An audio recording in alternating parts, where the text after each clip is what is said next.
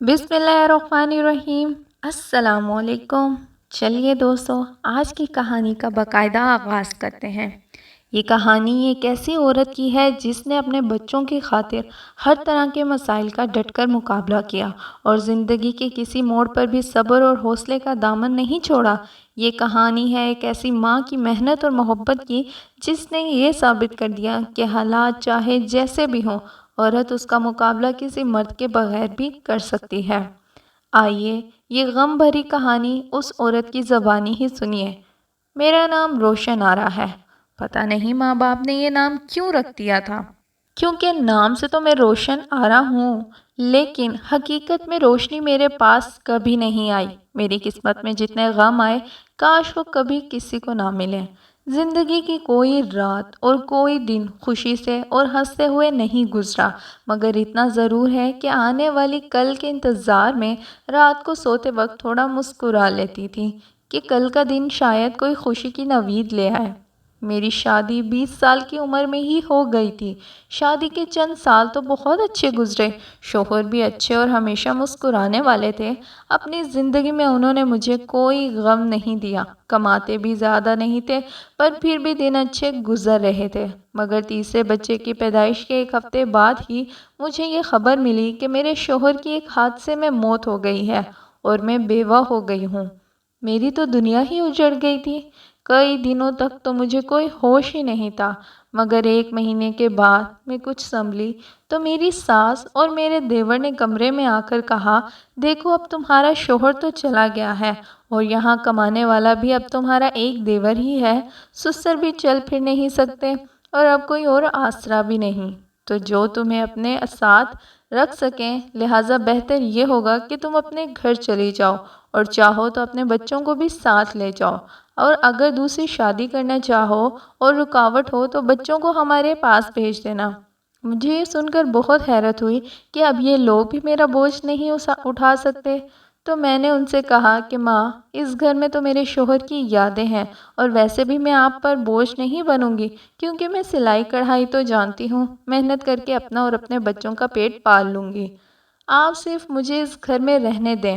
رہا شادی کا سوال، تو وہ میں اب نہیں کروں گی۔ یہ بچے ہی میرا سہارا ہیں اور کوئی دوسرا باپ انہیں وہ پیار نہیں دے سکتا، مگر انہوں نے میری بات نہ مانی اور مجھے کہا کہ تم 3 دن کے اندر فیصلہ کر لو تاکہ ہم یہاں سے چلے جائیں، کیونکہ اب اس مکان کو بیچ کر تمہارا دیور کوئی چھوٹا موٹا کام شروع کرے گا۔ میں نے جب یہ سنا تو میرا دل غموں سے بھر آیا۔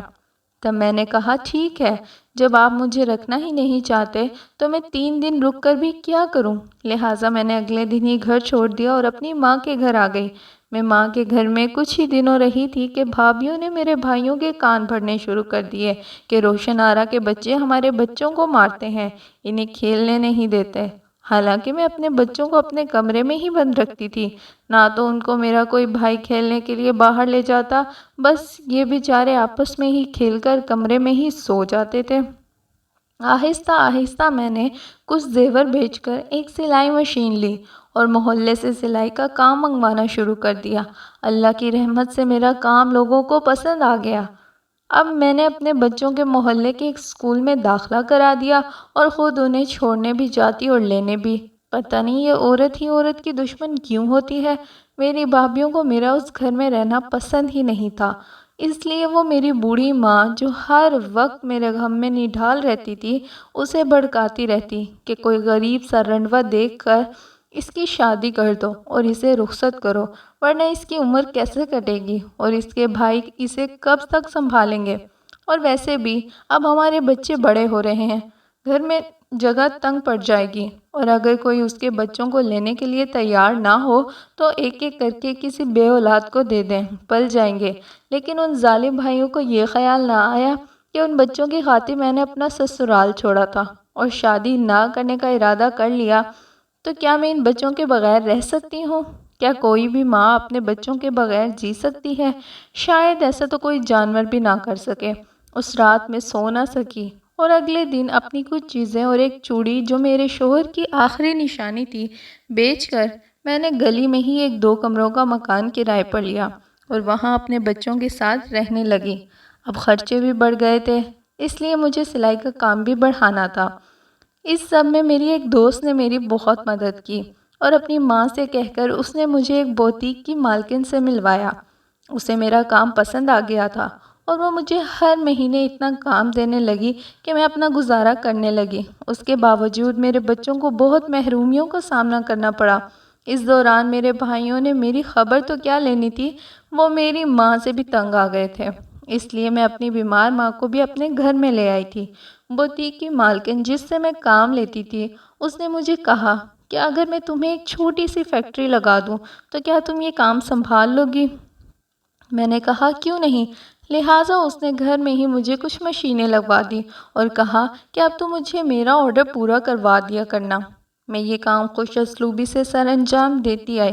بفضل خدا آج میرا ایک بیٹا میڈیکل سائنس کا فائنل امتحان دے رہا ہے اور دوسرا بیٹا بینک میں ملازمت کر رہا ہے اور بیٹی کی شادی ہونے والی ہے۔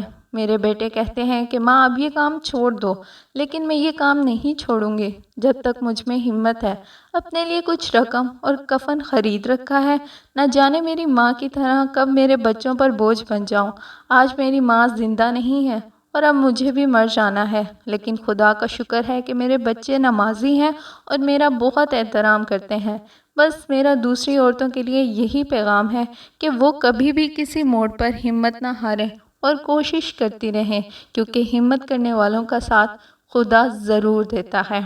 دوستو، اگر آپ کو یہ سچی کہانیاں اور اسلامی واقعات اور بہت ساری مختلف کہانیاں پسند آتی ہیں تو پلیز اس چینل کو سبسکرائب ضرور کیجیے گا، اور پھر ملیں گے نیکسٹ ویڈیو میں۔ تب تک کے لیے اپنا خیال رکھیے، اپنے ماں باپ کا خیال رکھیے اور میرے چینل کو سبسکرائب ضرور کیجیے۔ اللہ حافظ۔